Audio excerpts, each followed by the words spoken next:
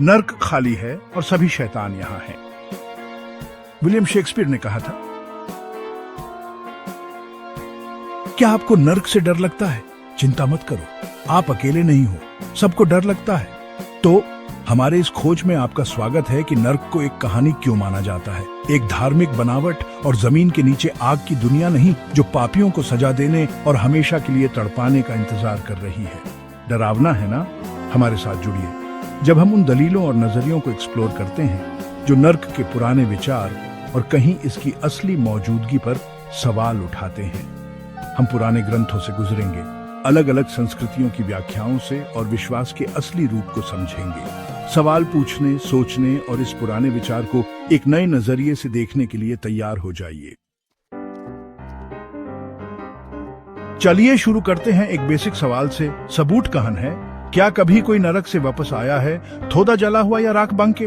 हम जिस दुनिया में रहते हैं, जहां कुदरत के नियम हैं जिनको हम देख सकते हैं, उसके बिल्कुल उल्टा नरक एक अनदेखी दुनिया में है, जैसे कोई छुपा हुआ खजाना। सबूत न होने की वजह से नरक के बारे में सिर्फ विश्वास ही किया जा सकता है, जैसे पुरानी कहानियों पे विश्वास करते हैं। यह एक ऐसा कॉन्सेप्ट है जिसको हम सच मानते हैं अपने धर्म और परंपरा की वजह से, न कि किसी पक्के सबूत से।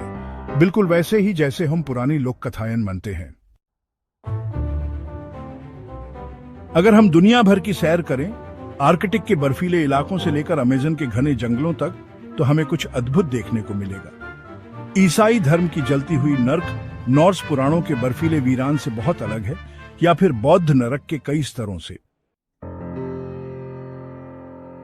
सदियों से पंडित्स और धर्मशास्त्री नरक के जलते हुए प्रतीक का विश्लेषण करते आए हैं और असली आग से परे इसके असली मतलब को खोजने की कोशिश कर रहे हैं। ये व्याख्या बताती है कि नरक कोई जगह नहीं, कोई भौतिक जगह नहीं, बल्कि एक मानसिक स्थिति है, एक आध्यात्मिक या भावनात्मक दर्द, जैसा कि हम इस जीवन और उसके बाद दोनों में अनुभव कर सकते हैं। इतिहास में नरक का कॉन्सेप्ट शक्तिशाली लोगों द्वारा लोगों के सर के ऊपर एक आग वाले तलवार की तरह लटकाया गया है, ताकि लोग आज्ञाकारी और दबे रहें। तो क्या ये सच में भगवान का न्याय का स्थान है, या फिर इंसानों द्वारा बनाया गया एक डर का खजाना है, जिसे लोगों को दबाया जा सके और उनकी आज्ञाकारिता सुनिश्चित की जा सके? अगर आप नहीं मानेंगे तो आप नरक में जाएंगे और आपको दुख भुगतना पड़ेगा। हमारा नरक का समझ, जैसे कि सभी कल्चरल और रिलीजियस आइडियाज, टाइम के साथ इवॉल्व हुआ है। जलता हुआ नरक जो हम आज जानते हैं, अपने पनिशमेंट्स और रूलिंग डीमंस के साथ एक रिलेटिवली न्यू रिप्रेजेंटेशन है, जो सेंचुरीज के चेंजिंग इंटरप्रिटेशन से बना है। जरा सोचो, कोश्चाई द डेथलेस का रेलम भी इतना स्कैरी नहीं था, जैसे ग्रीक्स का हेडिस, जो ओरिजिनली एक जगह साइलेंट शैडोज की थी, एक्टिव टॉर्चर की नहीं। ये डेवलपमेंट दिखाता है कि नरक एक फ्लोइंग कॉन्सेप्ट है, जो हर एरा के कॉन्स्टेंटली चेंजिंग बिलीव्स, फियर्स और सोशल नॉर्म्स से शेप होता है। जैसे कहते हैं ना, जितने मुंह उतनी बातें, वैसे ही नरक के साथ है। हर कल्चर का अपना आइडिया है। डांटेस इन्फर्नो से, जो डीपली रूटेड है इटालियन कल्चर में, लेकर आइसी हेल ऑफ द नॉर्समैन तक, इंटरप्रिटेशंस बहुत वेरी करते हैं। बहुत सारे धर्म प्रेम, दया और क्षमा की बातें करते हैं, जो एक दयालु भगवान के गुण हैं। संत फ्रांसिस ऑफ असीसी को याद कीजिए, जिनको सभी जीवों से प्रेम था, या फिर खोए हुए बेटे वाली कहानी। लेकिन नर्क का विचार अपनी अनंत यातनाओं के साथ इन सिद्धांतों के बिल्कुल उलट लगता है। एक दयालु भगवान की छवि उस जलते हुए नर्क से कैसे मिलती है, जिसका वर्णन दांते अलिगिएरी ने डिवाइन कॉमेडी में किया है। ये तो बिल्कुल स्वर्ग और नर्क जैसा है ना? जैसे दिन और रात। आलोचक कहते हैं कि अनंत पीड़ा एक दयालु भगवान के विचार से मेल नहीं खाती। एक प्यार करने वाला पिता कैसे अपने बच्चे को, भले ही उसने पाप किया हो, हमेशा के लिए कष्ट सहने दे सकता है?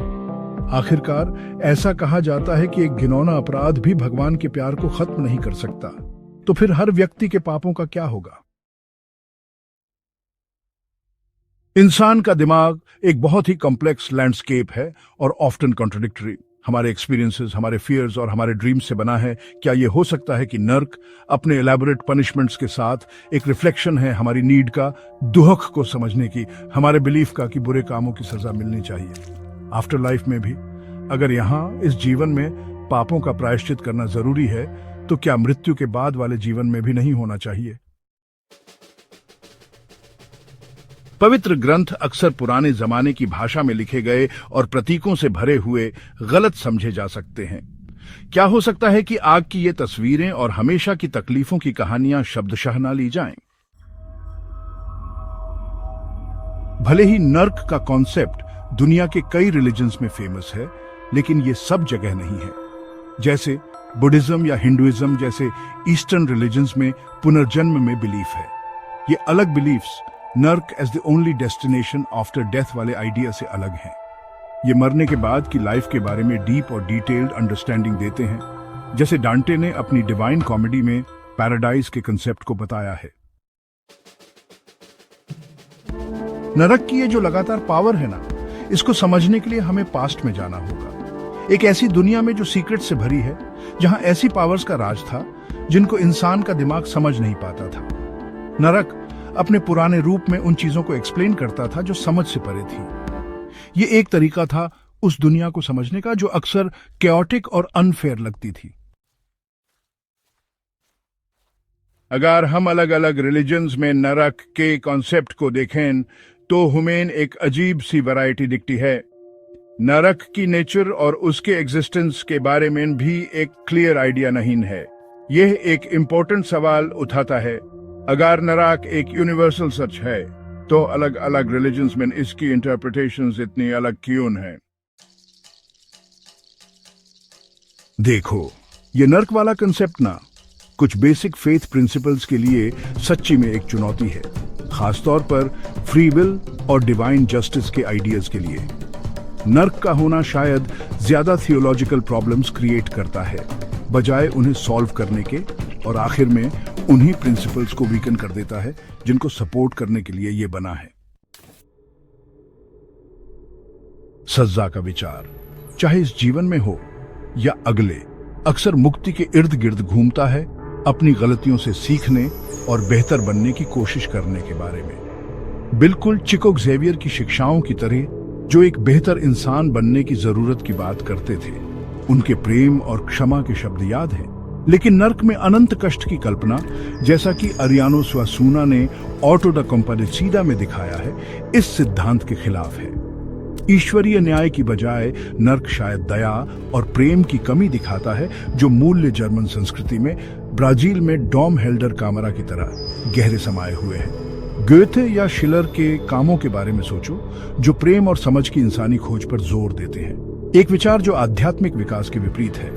ज़ेदो बुरो के डस वस्प्रेशन के रास्ते की तरह अपराध बोध और प्रायश्चित का एक निरंतर संघर्ष।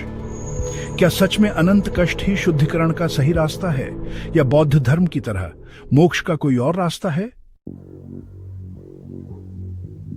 जलती हुई पाताल लोक का विचार सजा और दुख का एक क्षेत्र आत्माओं के लिए ईसाई धर्म से सदियों पहले से मौजूद है।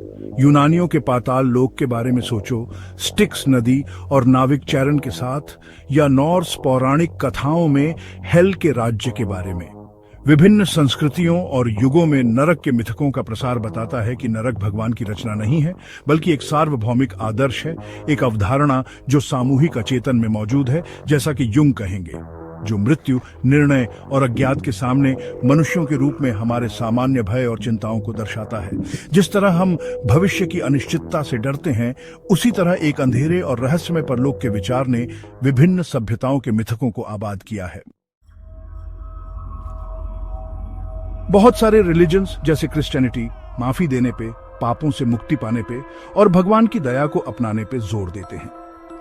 अगर भगवान सचमुच सर्वशक्तिमान और दयालु हैं, अगर सबसे बड़े पापों के लिए भी मुक्ति पॉसिबल है, जैसे एक पादरी को उसके मुंह में प्रसाद के साथ मार डालना, तो नर्क कैसे एक ऐसी जगह हो सकती है जहां हमेशा के लिए सजा मिलती है? कौन से पाप माफी, दया और भगवान के प्यार से बाहर हैं?